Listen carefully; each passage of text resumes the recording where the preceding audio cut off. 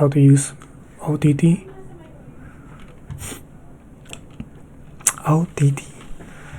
I'm gonna make a quick video. So click OTT.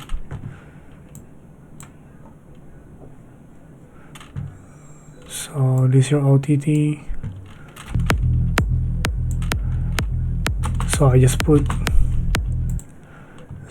put on 40. You can 40 to 30 depth. Right there, you see this. Then you just move this middle. Just a middle.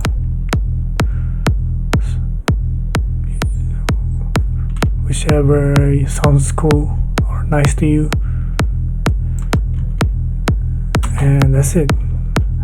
That's how you use OTT on your lead to make it sound in your face. The sound.